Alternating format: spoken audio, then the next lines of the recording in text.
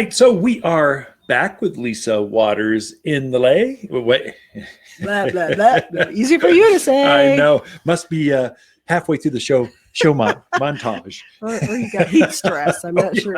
It's easy to do it. We were pruning trees. Oh, anyway, Lisa Watersley, my gal, is in the studio. So sorry, I fumbled the ball. The intro. We were pruning trees out there last weekend. So the summer growth or summer suckers have come out, and so the trees are looking really good. Mm-hmm. And then we go through and we trim them so that they're training, so they'll continue to grow at the way we really want them to go. So we put the professional eye on them. Mm-hmm. So we've gone through all the racks, and last Saturday it was Monday, it was 100 degrees. Mm-hmm. It was hot. And I did not hydrate enough. I started to get, you get that headache, start to feel a little lightheaded, and you're going, I better sit in the shade for a few minutes. We drank like a gallon of water. You can't drink water fast enough. Anyway, the crew came along, training Mackenzie, our daughter, how to prune, how to shape trees, training Savan, one of our horticulturalists, how to really put a professional eye on it. Mm-hmm. So just passing down that knowledge to the next. It's important to your staff. Yeah, I think it is important. So it was fun too. Fun working together. Yes, I walk up there and there's just a trail of branches and branches. And I'm like, Ken must be up here somewhere. Yeah. We pick all the fruit off because plants are either fruiting or rooting. We want them to root for folks. Mm-hmm. So we'll actually maybe I'll keep one apple on or something, but we'll pick the crab apples. I'll pick the apples, the cherries, pick the fruits off so that they're focused in on those roots. Right. So the customers are successful. Right. And that's what we want. We want success. We do. We're not selling plants. We're selling garden success. Mm-hmm. Anyway, we're on our soapbox to the staff. Like we're at a staff meeting. People are tuning in. I'm going to change the channel if you keep going down that path. I'm going to change. You try it one more time. Anyway. You never know. Don't go anywhere, folks. We actually have some garden content, and Lisa shares her garden advice. Right. This segment.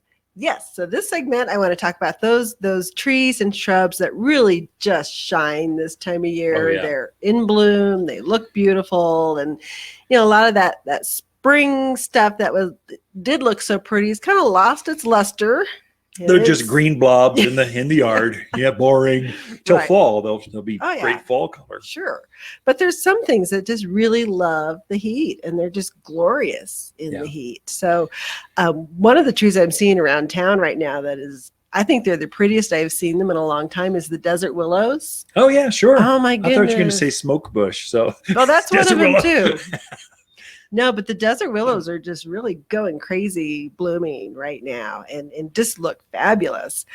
We kind of carry two main ones, the Timeless Beauty and the Sweet Katie Burgundy. What's the difference between Timeless Beauty and Sweet Katie Beauty? Not a whole color of the blossom more than anything. The Sweet Katie has a deeper, darker burgundy blossom. Yeah. Timeless Beauty is... it's pink, but it's a darker pink. It's not like the native one, that real light pink one. But the nice thing about those two varieties is they're not producing a seed pod. So a lot of time you'll see the older ones or ones with the pink blossoms, they bloom, and all of a sudden you see this pod on it. They're pretty. You like it. See, I'm not a pod person. I don't like pods on my trees and my plants. I sort of do. I like balls, pods, beans. You do. I don't. But they also bloom longer because they're not producing that pod. Yeah. So, and then the Catalpa, we carry a nice Catalpa. And Catalpa is a cross between a desert willow and a Catalpa tree. Catalpas have that great big monster leaf that blooms. We have one called Morning Cloud, and we also usually carry Pink Dawn too. So Morning Cloud is a white blossom. Neat. So kind of neat because it really shows up in all that green foliage. And there again, it's not producing a pod, so that you do get to enjoy those blooms a bit longer and you don't have to deal with the pod. So trees aren't focused in on seed production. Mm-hmm. So it self prunes. When it's done blooming, it sheds that flower by itself. Mm-hmm. And then it goes, I should really bloom to form beans. So it's always, we just bred that bean piece out of it. Mm-hmm. So it produces pulsates, waves of flowers, much more than the native varieties that grow here. Right. So it's a native variety, but we just bred preferred native variety Right. here at Waters Garden Center. And then a tree that does produce a pod that you love and I don't love, but gotta have a tree for everybody, is the mimosas. Sure. Are blooming in town right now, and they have that real pretty kind of pink blossom on them. They do get a really nice canopy, I will say that for them, nice canopy tree. We have some chocolate mimosas in right now, so the foliage on them is more of it's a pretty brown. It's not brown like I'm dying brown. It's a Purple brown, like a mocha brown. That's chocolate mimosa. Not mimosa, mocha. Anyway, mocha. There's colored. a new name for it. Yeah. So we have those trees in that are just really blooming quite nicely through town right now. We also have Chaste Tree. So Chaste or Chase? Chaste? Chaste? Anyway. Chaste. Okay. Chaste. Chaste. Yep. Yes. So it has a purple blossom on it, almost like a big butterfly or a lilac. One of them really stands out, really pretty purple blossom on it. Not a huge tree. So if you're looking, you got a smaller yard, smaller space, they get 12, 15 feet tall, probably 10 to 12 feet wide. It strikes me as a Russian stage on steroids. Yeah. So instead of just this cute little hip-high blue shrub thing, it goes 12 feet. But similar kind of leaf, similar kind of color. But pollinators, you're describing hummingbird and butterflies love all these summer blooming plants. Definitely. Yeah, so Chaste Tree is really pretty too. And then we have some really I'm having a brain. I'm here for you. Brain loss. The things that are blooming, the shrubs that are real pretty right now. Butterfly bush, Chaste Tree, hyssop, Crepe Myrtle. Crepe Myrtles. I wasn't going there. I know. And all these others. Didn't help me at all, but I got there anyway. So the Crepe Myrtles are really starting to bloom around town. And we have some real pretty ones. We have the red rooster and the Arapaho which are more reddish ones.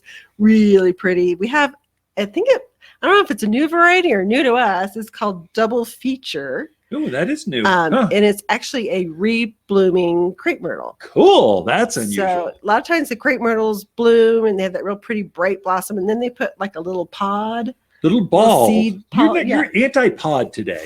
You're an anti-podite. That's me.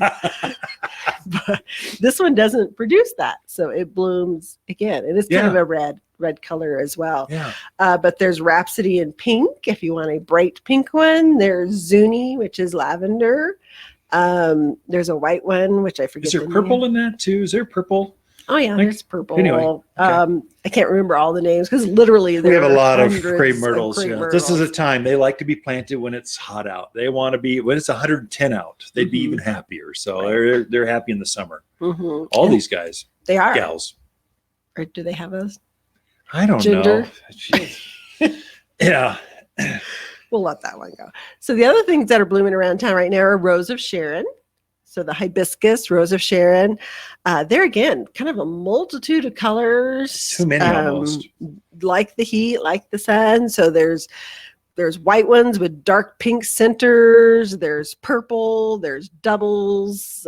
There's a real pretty. I think probably my favorite is the bluebird. Kind of, even though it's not really blue, it's kind of purpley blue. Depends on the pH of the soil. I think it puts on a pod.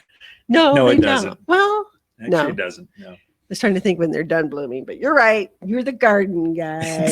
Yeah, there we go. Respect on the airwaves, except at home. We also have in some of the Mosquito hibiscus. Oh, did they come in? They did Confederate come in. Rose is another name. So that's the hibiscus. It goes completely dormant to the ground in the wintertime. In fact, you think, oh my gosh, it's never coming back. And then it comes back up. But it has those beautiful, beautiful 6-8 inch bigger than your blossoms. Hand. Yeah, it's huge. Yeah, It's like a tropical hibiscus. Only hibernates underground, comes back fresh. It'll grow 3-4 feet a year and then put on these huge flowers. It's magnificent. So this is a great time for those summer blooming trees and shrubs and perennials. Here at Waters Garden Center. Thank you, Lisa. We are out of time. Okay. Ken and Lisa Lane and the Mountain Gardeners. We'll be right back.